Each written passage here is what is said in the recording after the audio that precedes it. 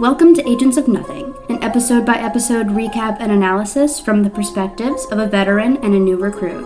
And now, a quick word from our sponsors.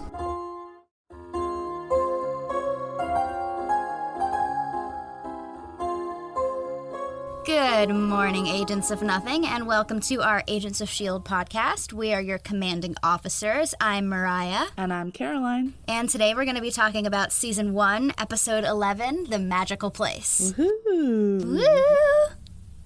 So how was your week? It was pretty good, you know. We had some work drama, and I was teaching my dog how to do the Nala stomp. It did not go well.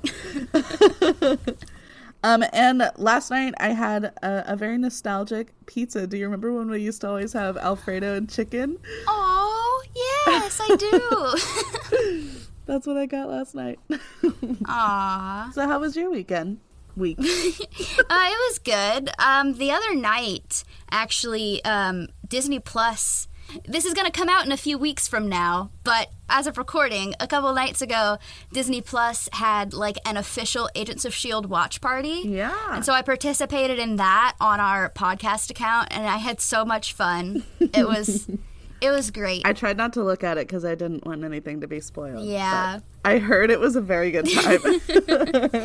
And then yesterday, there is a Starbucks in New Orleans that's joining, like, the Starbucks unionization efforts that are happening across the country. Ooh. And they had a sit-in that they called a sip-in, which cute. was very clever.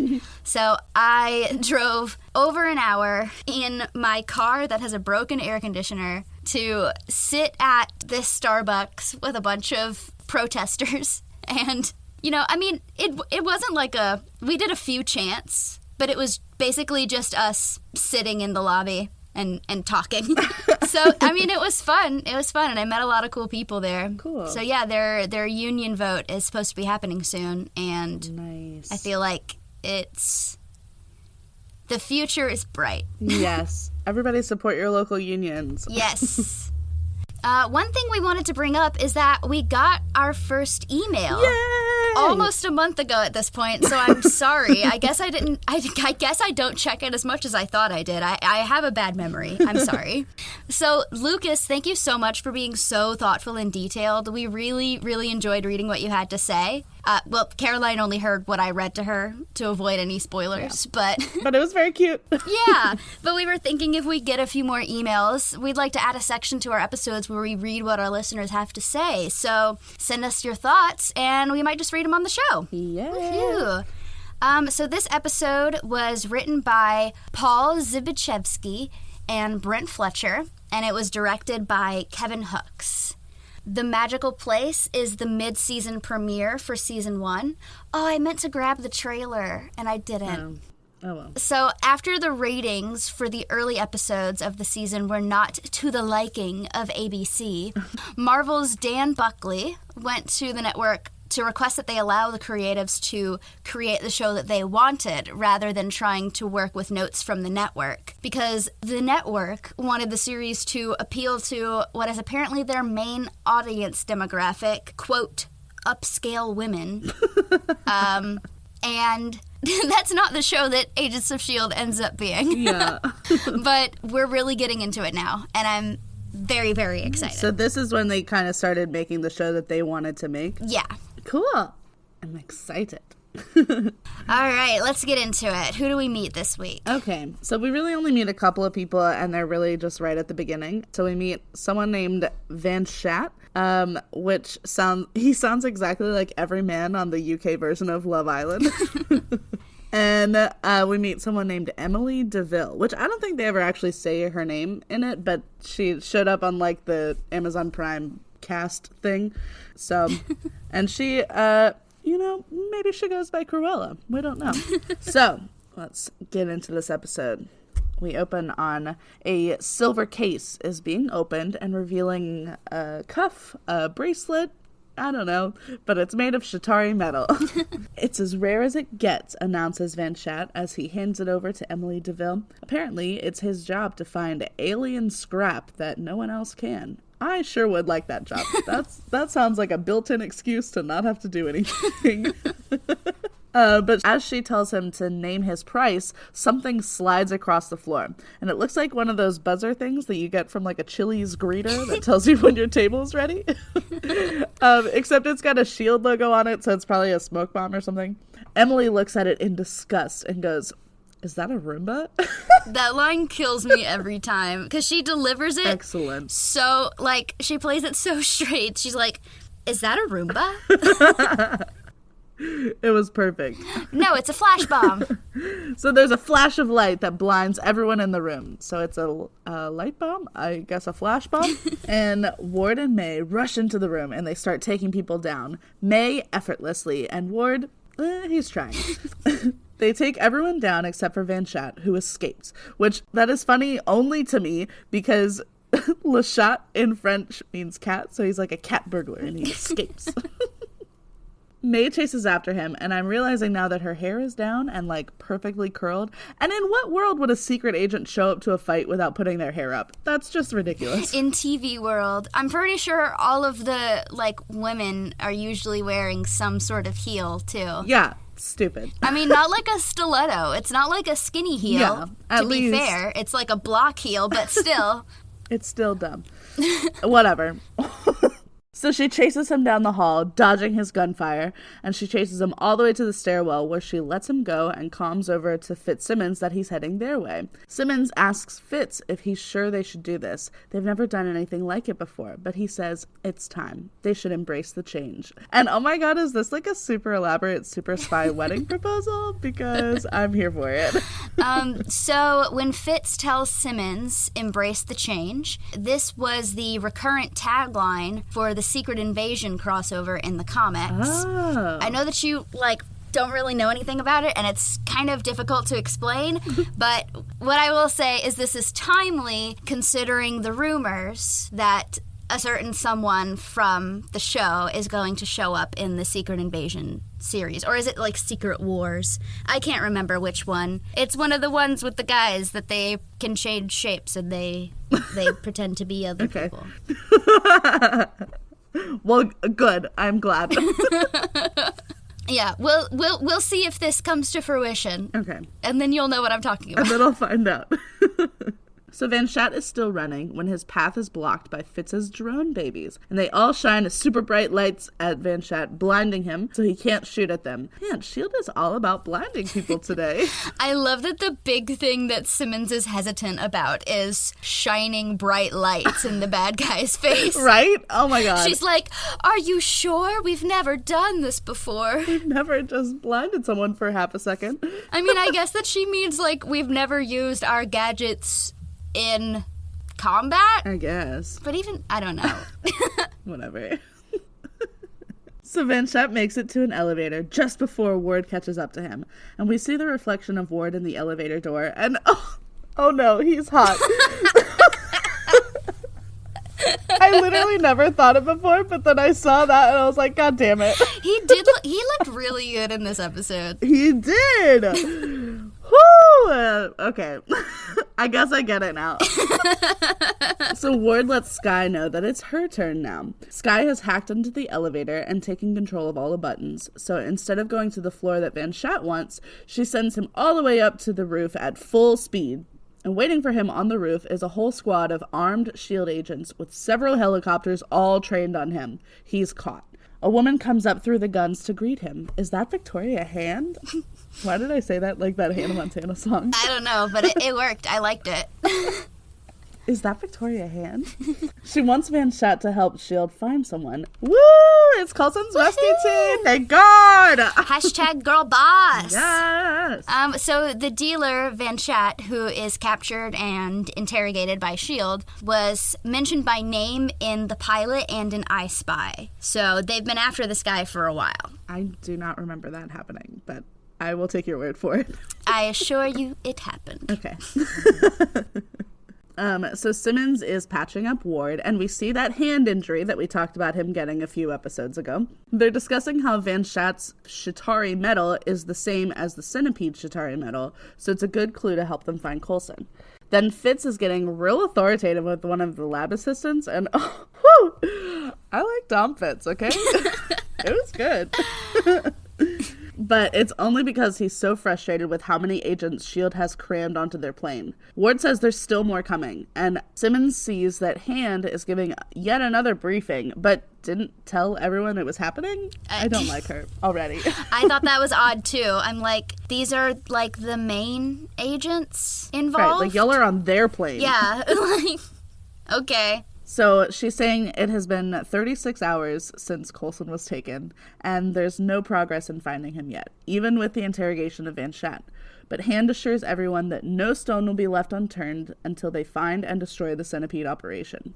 And find Coulson, as Fitzsimmons reminds her. I literally hate this bitch. But then there's an alarm, a security breach. Someone is hacking the S.H.I.E.L.D. system. Oops, nope, it's just Skye. Never mind. Skye casually hacking S.H.I.E.L.D. just to get attention. For real. you can ask. Yeah. Like, you can come out of your bed and be like, hey, I have an idea for a lead. Can you disable this? Right. They're literally in the next room. No, she has to be dramatic. Of course. So Skye asks yet again for her tech prison bracelet to be removed so she can help find Coulson. She wants to access Van Schatt's financials, and she's sure that she can find Coulson at the end of his money trail. Hand recognizes Skye, sort of. She's like, you're the consultant, the one who shot Agent Sitwell. And that was literally Simmons, but okay.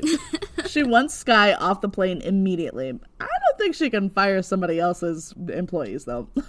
Skye begs Hand to let her stay. She's like, all this protocol crap doesn't matter to me. I just want to find Coulson. But all Hand cares about is the protocol crap. And Ward actually stands up for Skye. He says that while her methods are unorthodox, Skye is a member of this team and she should be allowed to help. But Hand only cares about one opinion. She asks May if Skye will be of any use to their mission on this plane. And May says no? What the fuck, May? So Skye and Ward both slowly turn to May in shock.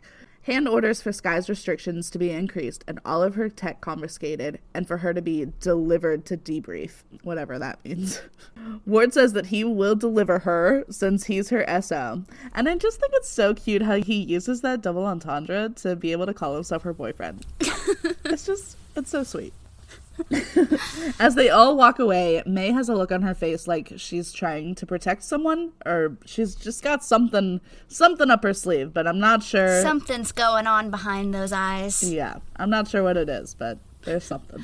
So Skye is venting to Ward that May was way out of line, and Ward says the key phrase, no one knows what's in May's head except May. He reassures Skye that Coulson will make this right when he gets back, but Skye reiterates that she could find him if she was given the chance. Ward lowers his voice. He knows this. He's seen what she can do, even without S.H.I.E.L.D. resources. And then Fitzsimmons walks up like, don't be suspicious, don't be suspicious. And they hand Skye a brown paper bag, which is the most suspicious. And she's like, y'all made me a sandwich? Yes, it is that. Perfect. It gets me every fucking time. As it turns out, it's a burner phone that she will be able to use just once before her prison bracelet will shut it down. And she has exactly 12 minutes before the S.H.I.E.L.D. agents are coming to debrief her. So they all scatter, and Skye is passing like a rando agent who's checking out Lola on her way out, and she's like, don't touch Lola. Perfect.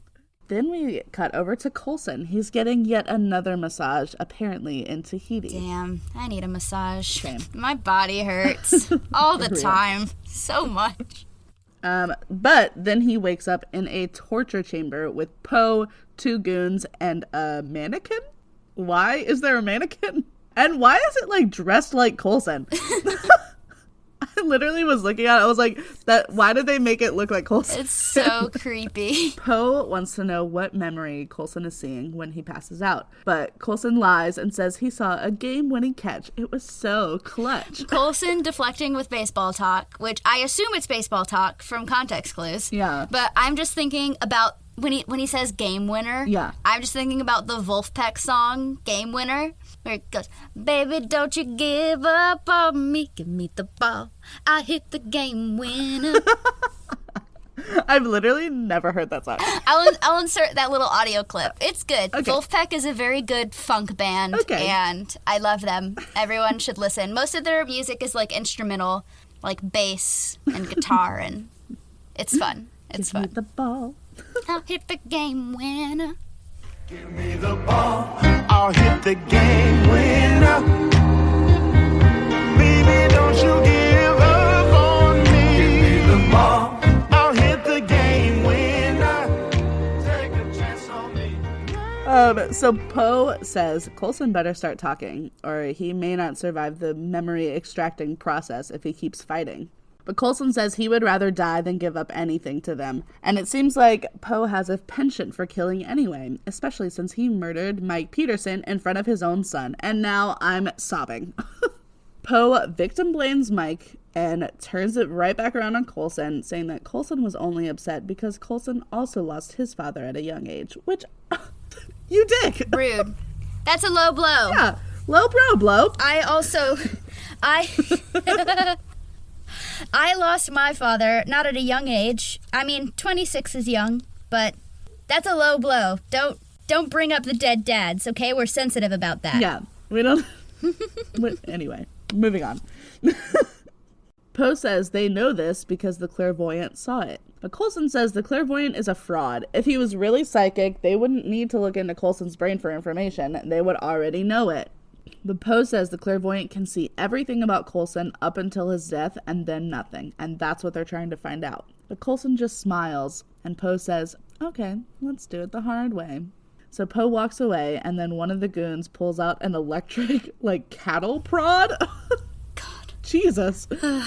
So Skye is trying to use a computer at a coffee shop, but before she can even Google anything, the shield bracelet shuts down every computer in the place. So Skye storms out. I thought it was so funny, the very obvious ADR voiceover during the coffee shop scene, to make sure the audience get what Skye's trying to do. I just need an exploit. Some way in. Is that what's ADR?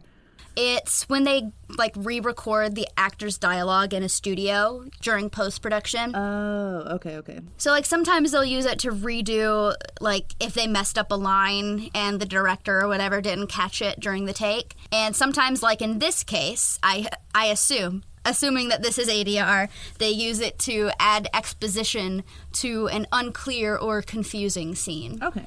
So I imagine they watched this coffee shop scene back, and it wasn't obvious enough what Skye was trying to do. So they had to make sure to make it obvious to the audience that she is trying to find a way in and an exploit. Yes. Thank you, showrunners. We appreciate you.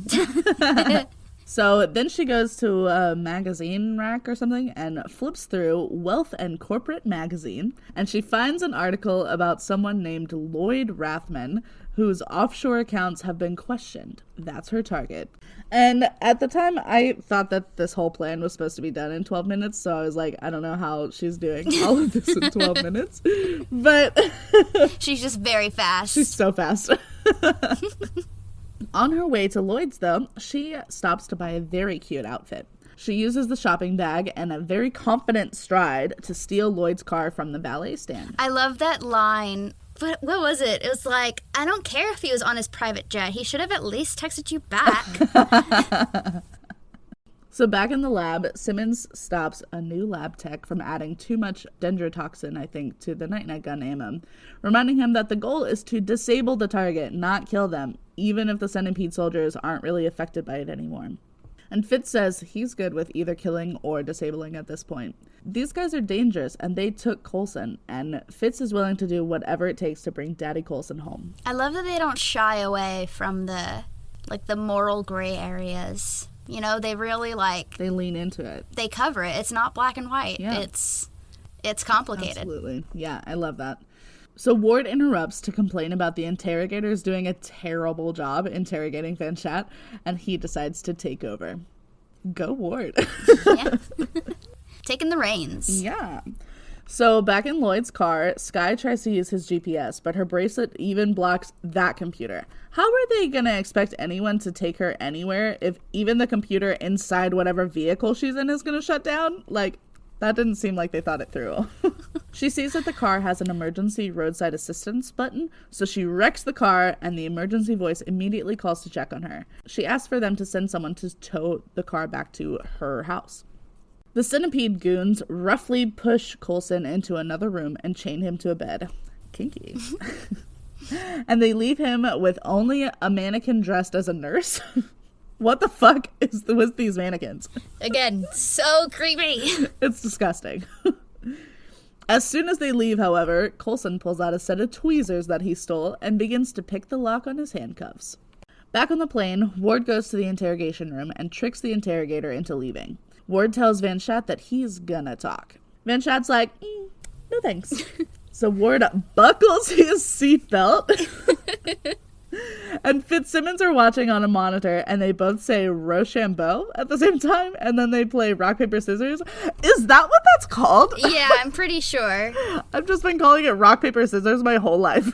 I think I only learned that that's, like, what it's actually called, because there's a sunglasses company that makes, like, basically indestructible sunglasses for both kids and adults. So I have them. Like, you can literally run them over with a car, and they're, like, bendy, but they they go back into place. And they're called Rochambeau. And so that's how... That's an anecdote that I did not need to add. Because you can cover them with a paper, or you can cut them with scissors, or you can hit them with a rock, and they're fine. Yeah. I thought their little rock, paper, scissors game was so cute. It was. When Simmons goes, oh, Fitz. So Fitz wins, and Simmons flips on the eject button, I guess. And No, Simmons won. What? Simmons won, because she had rock and Fitz has scissors. But then she hit the button. I thought they were fighting to not have to hit the button. No, I think they were fighting over who gets to hit the button. Oh, okay. So Simmons wins, and she flips on the eject button, I guess, and the ceiling above Van Schatt starts to open. He's holding onto the table to keep himself in the plane, while Ward calmly watches, saying, I've got all day. Van Schatt finally agrees to talk. Smart choice. So back in the town, one of the Centipede goons unlocks Coulson's room, but the mannequin nurse is in the bed where Coulson was supposed to be. Then Coulson kicks out from under the bed and swipes the soldier's leg out from under him, and then he puts him to sleep and escapes. He makes it all the way outside this shack, but the only people he sees are mannequins posed around this dusty little Old West ghost town. Creepy as fuck. And Poe is waiting for him outside. He tells him that this is the town that the bomb forgot. It was apparently built in the 1940s for nuclear testing, but when the Cold War... the Cold War... That's the best typo ever. It really does say Cold Ward. Oops. You had Ward on the brain. I did. I'm a Ward stan in this episode. So when the Cold War ended, the town wasn't needed anymore, which is weird.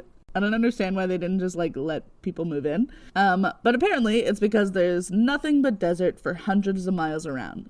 So Poe keeps talking about weirdo shit, and Coulson takes the opportunity to lunge at him, but another soldier catches him, unfortunately. So then Skye's tow truck shows up finally and brings her and the car to Lloyd's house. She finds his garage door opener in the car and heads past his second and third cars, one of which has a custom license plate that says dollar bills, y'all. So obnoxious. God. The only thing worse than a rich douche is a rich douche with no taste. Yeah, come on, man. You have a pop art of yourself on the wall, and you're not even doing, like, a cool pose. You're doing that stupid little chin stroking thing. Fuck off. Fuck off. Get an interior decorator, Come on. You deeb. You deeb. What? I meant to say dimwit and then, like, dweeb. You deeb. I like but it. I combined the two. That's going to be our new word. You deeb. You deeb. So she goes inside and heads over to his desk. She uses one of his golf clubs. We get it. You golf. God, rich people. God. Golfing. So she uses one of his golf clubs to dial on the phone. And now, okay, If her bracelet was able to shut down every computer in that coffee shop, there is no way that a 3-foot-long golf club finger is going to make any difference in her being able to use any technology. But it works somehow. And she calls Lloyd's office pretending to be the police returning his stolen vehicle. And she tells the receptionist that Lloyd needs to get home ASAP. So Lloyd gets home and Skye is in her cute new outfit and introduces herself as S.H.I.E.L.D. agent Melinda May. And I am dying. I love it. I love Skye's May cosplay. Excellent. The sunglasses and everything. So she threatens Lloyd into helping her find dirt on his offshore clients, but he sneakily hits an alarm without her seeing. You little deeb. So back on the plane, Hand is doing yet another debrief without everyone present, and apparently Ward is an excellent interrogator, and they got intel on a promising Shatari metal buyer in Sydney, Australia, where they're heading now. She tells everyone that this is their chance to take down Centipede, and Ward reminds her about Coulson yet again. She's like, oh yeah, of course. Hopefully they're like holding him in Sydney or something. And then she dismisses everyone but Ward. She says, first your friend Skye left the plane and never arrived for her debrief. And then Van Schatt almost flies out of the interrogation room. Do we have a problem?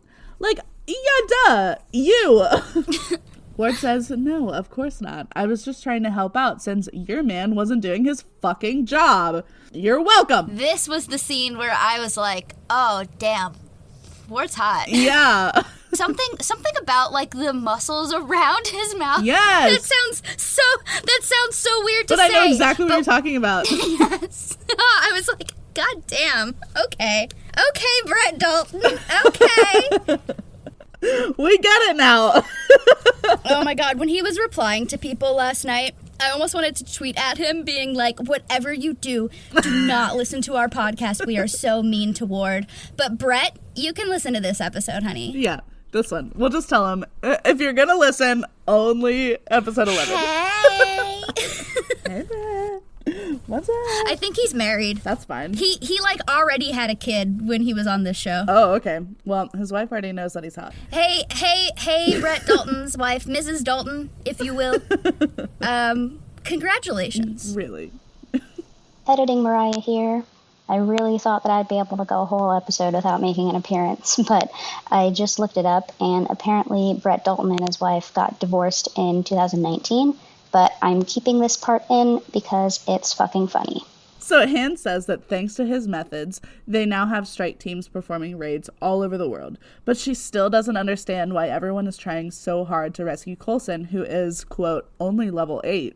She doesn't understand why she keeps getting calls from people like Director Fury and Agent Hill asking for constant updates over Coulson. She's like, no single agent is that important. And like, maybe you would be that important too if people liked you, okay? And Ward simply says, Coulson is, and walks away. Oh my God. Incredible mic drop. So I love the amount of manpower they put into saving Coulson and like how many people are calling in to check on the mission. Nick Fury is calling, being like, any updates? Did you find him yet? Like, this whole part of the episode is telling us that Coulson is so loved by everyone that they drop everything for him. This is the most charming man on the planet. He has won everyone's heart. He is everyone's dad. Everyone. And me too. So back in the torture machine, Coulson is being shocked by an electric current. It stops, and he tells Poe again that S.H.I.E.L.D. will find him before they break him. But Poe isn't so sure. Poe says that the clairvoyant sees an end to the S.H.I.E.L.D. predicament. So Poe starts another round of electricity into Coulson when Raina interrupts, saying that Coulson doesn't look very good. Poe asks where she's been, and she says she was tending to their other patient. Who else are they torturing for information on Tahiti? What the fuck? So Poe says they could really use her powers of persuasion here with Coulson. And Raina says, I would never use force to bend a man to my wishes. Consent queen. She doesn't need force. I would just coerce them. Obviously. Duh. So Poe starts saying that he is only doing what the clairvoyant wants, when the clairvoyant himself calls and wants to speak with Raina. Oh my God, Raina, get it, girl. So whatever the clairvoyant says, he's obviously signing with Raina now. She hands the phone back over to Poe, and then the phone kills him. And Queen Bitch is in charge now. So my note for this was, oh my god, what kind of cell phone is that? Like it sucked away his life force. Yes! What the fuck? And then the fun facts very nicely cleared that question up for me. So Edison Poe is killed in the episode with the paralysis technology used by Obadiah Stane in Iron Man 2008, which I don't remember, but I believe you. Yeah, I was going to say, that clears up nothing for me, but I'm glad. It's been a while since I watched Iron Man. I gotta be honest, it's not my favorite Marvel movie. Don't kill me. Don't come for me. Back in the plane, Ward and May are talking in the cockpit, and Ward is complaining about Hand. May defends her, saying, I'm sure she's utilizing all of S.H.I.E.L.D.'s resources to find Coulson. And, like, that bitch doesn't give two shits about Daddy Coulson, okay? Ward's like, not all. Why won't they utilize Skye? He asks why May didn't stick up for Skye. Thank you, Ward! Finally! And, like, I cannot believe how much I'm hyping up Ward in this episode. Like I told you, he comes around. He comes around eventually. I'm a Ward stan, only in this episode. One night only. Yes. So then May says that she only told the truth. Skye is no use to us on this plane. Certainly not with all these agents over here, over her shoulder, monitoring her every move. And I knew there was something in that look earlier. May wanted Skye to be able to find the answers in a more illegal way, because she knows that Skye works best outside the system. And then she tells Ward and me, you don't have to assume the worst of me. And May, I'm sorry. I tried to have faith. Please forgive me. Okay. But like, May, you didn't explain until just now. Very true. And that was a very easy assumption to make. Yes. That's a very easy, like, we're not mind readers, May. Yeah. Oh my god. We're not the clairvoyant. So then Hand comes over the radio saying that they found the centipede helicopter outside the Mojave Desert. May says to hang on to something because we're turning this shit around. So Skye is talking Lloyd through hacking into a Swiss bank account. And Lloyd is getting suspicious and asks to see Skye's badge. She gets her phone to show the S.H.I.E.L.D. lock screen and shows him that as her badge. She threatens him with everything she knows about him, his divorce, his relationship with his kid, and she tells him to get back to work. This episode is like full of just straight zingers the whole way through. David thinks I'm a cool dad. David thinks you're a jackass.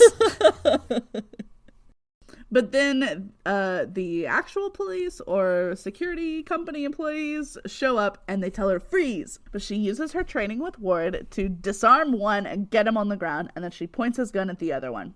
Lloyd gets back to work, thoroughly convinced that Skye is in fact S.H.I.E.L.D. agent Melinda May. I love it. Excellent. It makes me a little emotional, like seeing Skye use her little new spy skills. Yes. Oh my god. Our little baby all grown up. She's learning so fast. So back in the ghost town, Raina has let Coulson off the torture table and hands him a drink. She says that she's his friend now, but Coulson still doesn't trust her, considering what she just did to her other friend. But Raina reassures Coulson that Poe was a murderer who was incapable of remorse, which we know that. But Coulson's like, yeah, okay, but what about Mike Peterson or Chan Ho Yin? And Raina gives the excuse that she gave those men exactly what they asked for. Mike wanted to be a hero to his son, and now he is. I mean, she's not wrong. Oof! So Coulson asks if Aquila Amador wanted a goddamn bomb in her head. And Raina fires back that the people Coulson works for are just as capable of justifying their means to an end. But look, again, she's not wrong. But come on! That doesn't make it okay! So Coulson asks who she works for. She says that the clairvoyant gives them guidance, formulas for the changing world that S.H.I.E.L.D. brought upon them, apparently. Again, not wrong, but oof. They can make their soldiers, control them, and kill them, but they can't bring them back to life, hence why they took Coulson. They want to know how he was brought back, and doesn't he? She tells Coulson that if he would just cooperate in that machine, he could surf the waves of his subconscious to find the truth for himself. And Coulson's like, I've been surfing. That doesn't feel like surfing. And she says that's only because he was resisting. If he keeps doing that, he will not survive. But if he gives in, it'll be easy. Coulson says then his brain is going to cook, or he holds out until S.H.I.E.L.D. finds him, but he will not give them any classified information about S.H.I.E.L.D. But Raina tells him she doesn't care about any S.H.I.E.L.D. information, actually. The clairvoyant can see into any government agency already. The only thing that he cannot see is how Coulson is alive, and that's the only thing he cares about. And they know that S.H.I.E.L.D. is keeping that secret from Coulson as well. Raina is very, very convincing. Like, if she came up to me giving that speech about getting back into the machine, I would be like, you know what? Yeah, that sounds reasonable, actually. That sounds like a good idea. I should do that. I feel like Raina could convince you of a lot of things, though. She could. She could. She is very persuasive and very pretty. I would be like, you know what? I don't actually want to remember, but since you asked so nicely. So back in Lloyd's office, Skye is still walking Lloyd through hacking this bank account for transaction history, but Lloyd can't even figure out how to pull up an account history, so she switches him out for one of the security guys. So they finally find Van Schatz's records, and they are led right to Raina's records. So she prints Raina's records and heads out in Lloyd's stupid dollar bills y'all sports car. So this, I think, is one of the funniest fun facts. It's the most fun fact. While rehearsing the scene where Skye has to kick the Lamborghini into gear and she skirt out of the garage, Chloe Bennett apparently kept stalling the car's engine. She apparently has been teased for her driving record before, probably by both castmates and fans. And apparently, according to this, she even got banned from driving the golf carts used to move around the studio lot. That's amazing. Listen, as someone who has wrecked their fair share of golf carts and four-wheelers, I don't know if anyone else calls them four-wheelers. That might be a Cajun thing. ATVs. Yeah, we call them four-wheelers. We call them four-wheelers, okay? We call them four-wheelers, and we go mud riding, all right? That's not the point. But as someone who has wrecked their fair share of wheeled, small car-like things, I relate. I'm also not great at driving golf carts. So Raina is still trying to convince Coulson that the clairvoyant is really psychic and knows what's in Coulson's head, but Coulson stays firm that he does not believe them and that he trusts that S.H.I.E.L.D. has their reasons for keeping secrets. But then Raina brings up Coulson's late mother and everything that he sacrificed, including his chance at love. Oh no, the cellist. Raina says that the cellist loved him too, and Coulson has no idea how they can know that about her, so Raina leans into that. As Coulson's defenses are cracking, Raina brings up how the cellist was shattered when S.H.I.E.L.D. told her that Coulson had died. She says that S.H.I.E.L.D. broke her heart because of a lie, and now they're lying to Coulson too. But Coulson doesn't want to accept it, so Raina keeps I'm literally pushing. Crying, like, right now. I know! It's so sad. But Coulson does not want to accept it, so Raina keeps pushing, and eventually asks what happened in Tahiti, to which Coulson gives his automatic, almost Pavlovian response, it's a magical place. And it's like he could hear himself say it, even though he didn't choose to. And so then he says, I keep saying that. And Raina says, don't you want to know why? Oh my God! Whew, it's so much. It was so intense. So then Coulson looks at the device one more time and says, turn it on. And, what if it cooks him anyway? Like, I'm so worried. So Brent Fletcher, one of the co-writers of this episode, was very excited to pair Coulson and Raina in this episode. He said that she had become a different type of villain for the series, which I totally agree with. I'm not sure I've ever really seen a villain as, well, that's a lot to say, but Raina is a very, like, complicated, complex villain, and she's not straightforward. Like, she has a lot of plausible deniability. Right. Like, she doesn't actually ever do anything to anyone. She doesn't actually kill anyone. She doesn't ever actually hurt anyone. She just convinces them to do bad things. Yeah, she's very compelling. God, I love her. Honestly, I'm sorry. She is my favorite villain. God, she's so good. Okay. So back in the lab, Fitzsimmons are explaining to May and Ward their new device to incapacitate the centipede soldiers. It's a device to inject a refined night-night gun serum straight into their centipede arm things.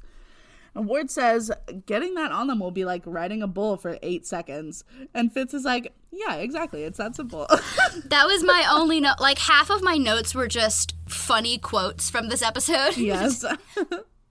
So Simmons' phone rings, and it's Skye. Simmons tries to lie. She's like, oh, hello, Dr. Nugent. But Skye's like, don't lie. You're going to make it worse. And she tells Simmons to use their safe word. And Simmons accidentally uses it immediately and in front of everyone. So May tells the extraneous agents to leave the room, and she takes over the phone. Skye doesn't want to talk to her at first, but May makes it clear that she's on her side. Elizabeth Hinstridge is so funny. Yes. I really need Elizabeth Hinstridge and Ian DeCasticker to become, like, super famous and well-respected actors. Yes. Like, they're well-respected to me and probably to, like, anyone who has watched Agents of S.H.I.E.L.D., but, like, God, they're so good. They can do both comedy and drama very, very well. Yeah. All that to say, Elizabeth Hinstridge is hilarious in this scene. Her line delivery is flawless. I love her so much. And I love that their safe word is manscaping. just manscaping. Oh, I should not have said that. Okay, but, like, that's a terrible safe word. Yeah. When are you ever going to use that? When are you ever going to bring up manscaping in casual conversation? Anyway, so Han doesn't understand why May and her team want to go out to the middle of the desert based on a, quote, hunch from Skye. But Cord. Damn it! Cord. Hi, Lena. Hey! Hi! I wasn't even thinking of that, honestly. Good job. A+, thank you. Thank you. I'm proud of myself. Hi, Lena. Hi, Ian. Love you. But Ward stresses that this is not just a hunch. Fitzsimmons explained the money trail that Skye found, leading them to a small development less than 100 miles from where they are now. Ward puts his foot down, and he's like, look, we are going to find Coulson. Send backup if you want. He's like, we don't really give a shit, and then they walk out. I wasn't sure how I felt about Ward stepping up as the de facto leader in Coulson's absence. I was like, I feel like that should be May. Right. But I guess that at this point in the series, May isn't quite ready for that yet. Yeah. She's still very new to being back in the combat game. They probably would have let her lead if she wanted it, but she didn't want to. Yeah. I don't know. I just don't like the idea of, like, Ward stepping up and being like, well, I'm the man, and I'm taller than Fitz, so now I'm in charge. I felt the same way. I wasn't sure if I wanted to put that in there, but I'm glad you brought it up.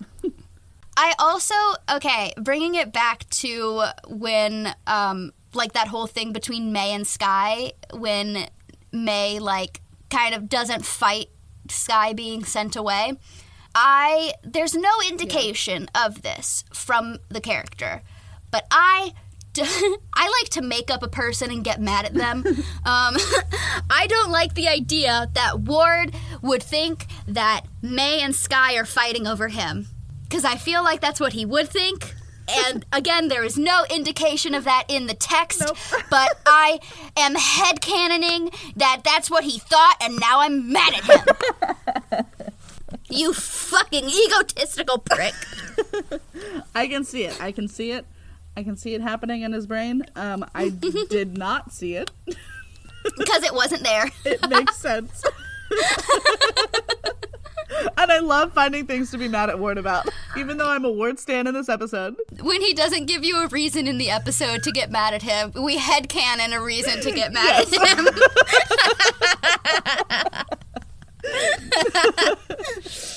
It's just so fun. He's just so hateable. He is. So, back in the ghost town, just before Raina turns the machine back on, Coulson asks how she knows it'll work, and Raina says because it worked on her. Okay. I want to know more about that because I can't remember if they cover that. I'm sure they do, but I have a terrible memory. I sure hope they do because I am fascinated. So then Raina starts the machine, and Coulson remembers his first memory after he died. He's on the beach in Tahiti getting a massage.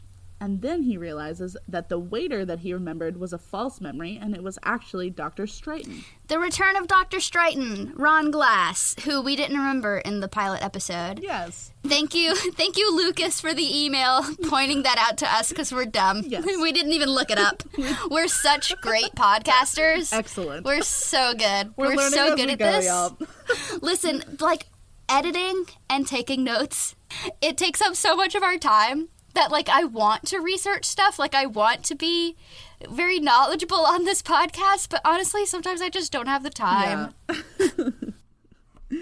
So then Sky pulls up to the ghost town alone and is justifiably creeped out by all the mannequins. And then all of a sudden, a voice startles her saying, "You shouldn't be here." And a centipede soldier starts chasing her. And he's like, "There's nowhere to run!" As May pulls up in, you guessed it, The getaway car. And runs him over. It was so fucking funny. It was amazing. Like, literally, shout out to the editors. Yes. Because that was perfect comedic timing. It was excellent. So Raina hears the commotion outside and sends her other soldier to check.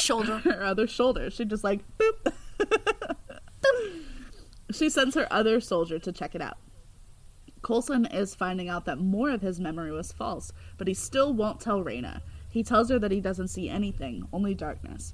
And outside, the team assembles together. The shot where the team is, like, all lined up and perfectly in frame is so good. Amazing. A+. It's excellent. I love it. I would screen cap that and make it like our Twitter header, but Coulson's not in it. Oh, yeah. But I might do it anyway. Okay, just for a little bit. So Ward goes after the other centipede soldier that Raina sent out and slaps him like Will Smith and Chris Rock. Listen, hot take. Chris Rock deserved it. Absolutely. Okay, continue. 100%. The rest of the team is checking out every shack in this little town for signs of Coulson.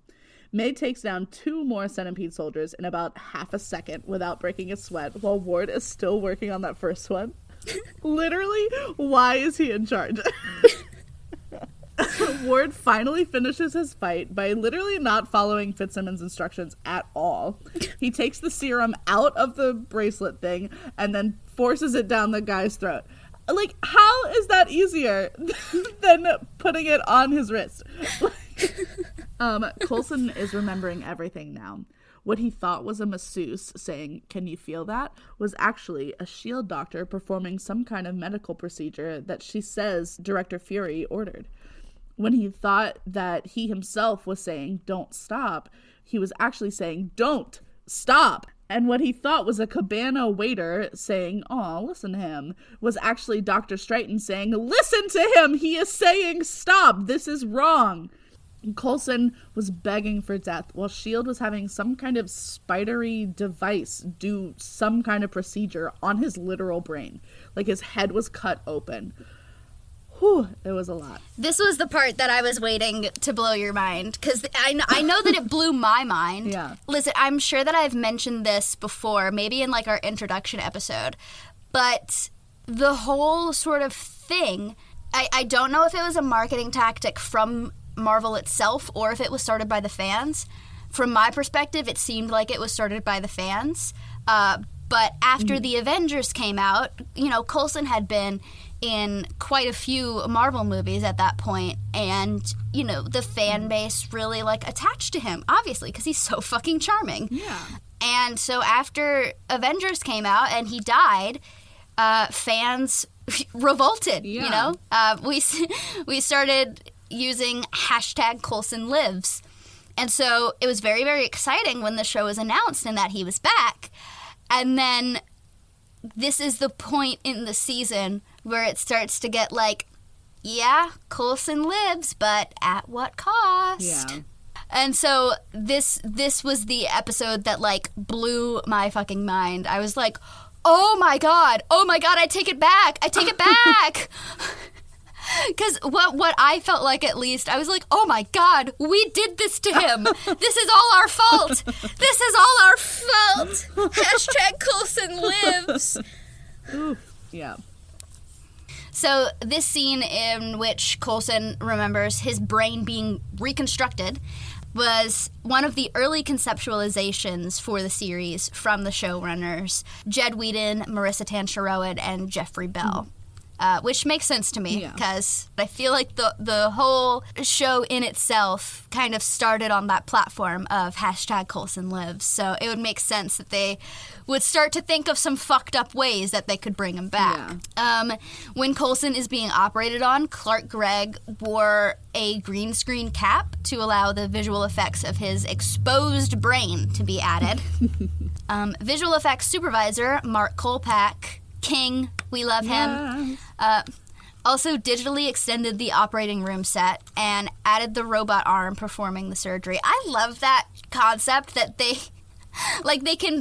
build a set and it's like whatever size that it is, but they want it to look bigger, so they can just make it bigger in the computer. Amazing. Great job, Mark. Good job. We love you. Kolpak's vision for the robot arm was a mix between Edward Scissorhands and a Black Widow spider with, quote, needles moving at a high rate of speed. And then small bolts of electricity were also added each time the arm touched Coulson's brain to represent, like, neurological activity. So Skye hears Coulson screaming and makes a beeline. Raina tells him to stop fighting, but Coulson starts begging her to let him die too. Then Skye bursts in the door and punches Raina's lights out. Fuck yes! Thank you, Skye! So good. And Skye tries to turn off the machine while Coulson is still sobbing and begging for death. May pulls the plug out of the wall, and Coulson finally starts coming back to reality when he recognizes Skye, and everything is okay. I debated saying this, and I don't know if I'm going to keep it in. Not to get too personal and emotional, but the way that he kept saying Skye, oh no, I'm gonna cry. It really reminded me of my dad towards the end. Yeah. And so that contributed to the boohoo ugly crying. I'm sure. Watching that I was thinking of you during it. Now I'm crying. Let me take a sip of water. Okay. Let me know when you're ready. It's been about a year since we got his diagnosis. Oh, yeah. I can't believe how fast it happened. 3 months. Okay. You ready? Sorry, moving on. Yeah. Okay. So back on the plane, our team is waiting in the lab together. And May tells Skye, nice jacket. And she's like, thanks, girly. They all watch through the window as Raina is arrested. Simmons says the iconic, bet there aren't any flower dresses where she's going. And Fitz is like, amen to that, sister. I love it. They're such fucking nerds. I love them. Raina looks up as Coulson emerges at the top of the stairs. And they stare at each other for a moment, and Coulson looks at her with disdain. Hand lets the shield guards take Raina away as Coulson descends the stairs to her. She tells him that Director Fury is very relieved. Yeah, I fucking bet!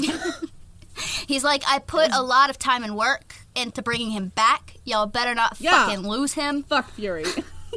So Coulson asks if they are going after the clairvoyant next, since Raina knew such personal things about him. Hand assures him that they are taking Raina straight to HQ for questioning. And I don't trust that they're going to get anything out of her, considering how little Hand's men were doing to get anything out of Fanshat. Like, I don't trust them in the slightest. Coulson thanks her and shakes her hand. Her hand, you get it? Oh, fuck you. And she says, I'm glad you're back. This bus isn't my style. So Hand leaves, and finally it's just Coulson and his team / his family. They all gather around him, and he says, I just want to thank you. Now get back to work. They all reach out to him and then head out, and Skye sticks around. He thanks her personally and says it's time to remove her bracelet. And apparently all it takes to take it off is to say disengage bracelet. What the fuck? So Skye asks if Centipede learned anything, and Coulson says nah.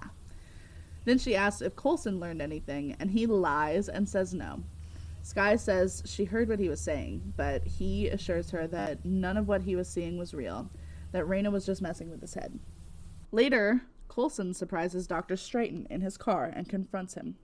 Straighton says he was afraid that this day would come, not because of what Coulson would do, but because of what Straighton has done. Straighton confesses, after New York, Coulson was actually dead for days. Fury had scientists working around the clock, using highly illegal and unethical procedures. Fury brought Straighton in on the 7th operation. They were keeping Coulson conscious during the surgery to monitor his brain function, but it caused him extreme pain. The neurological trauma he endured was ungodly, and they should have just let him die.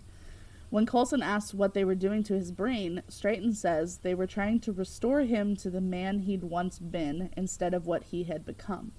And when Coulson asked what he'd become, Straighton just said, "You'd lost your will to live. We were trying to restore it."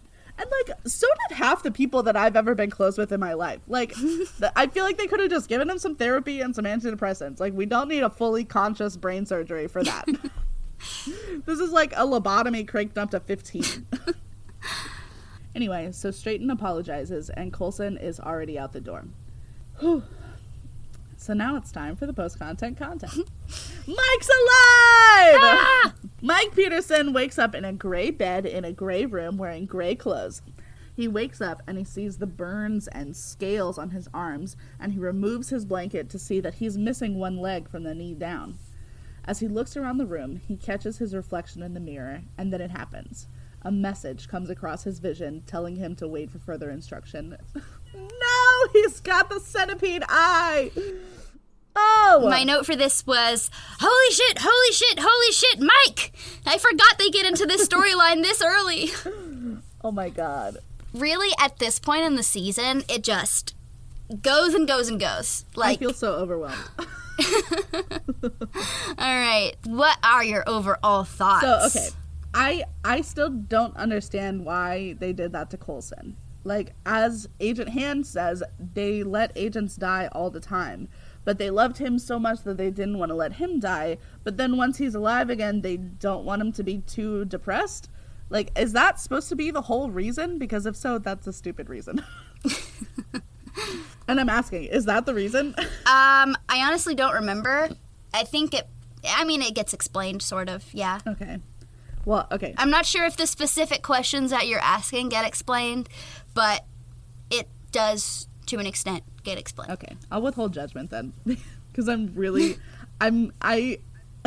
you wanted me to, like, be so mind blown over this episode, but I just feel so confused. Aww. So hopefully it gets explained later. All right. Well, there will be other mind-blowing episodes this season. Okay. I'm sure. Yeah, I don't really have any extra notes. I was just very excited for this episode because we're really getting into it now. I'm yeah. From here on out, it's like constant action. Okay. It's like full plot, full steam ahead. Awesome. I can't wait. Right, well, that concludes our episode on Season 1, Episode 11, The Magical Place. Woo! If you want to keep up with us, you can follow us on TikTok at Agents of Nothing Podcast, on Twitter at Agent Nothing Pod. You can also go to anchor.fm/Agents of Nothing and send us a voice message with your thoughts. You can also donate to us on Anchor if you want to. No pressure, but we would like that very much. Yes, please. You can also email us at agentsofnothingpodcast@gmail.com, and once we have enough, we might just read it on the show. Yes. We might make a little, bonus episode. That'd be so cool. That would be fun. You can find me, Mariah, on Twitter at FullSwampWitch_, on TikTok at Submarine Warfare, and on Instagram at Submarine Warfare. And you can find me, Caroline, on Twitter at RustyPage95, on Instagram at @crazy_rusty_page or on TikTok @crazyginger995. Next week, we'll be covering Season 1, Episode 12, Seeds, so stay tuned for that. Okay, bye! Bye! Love you!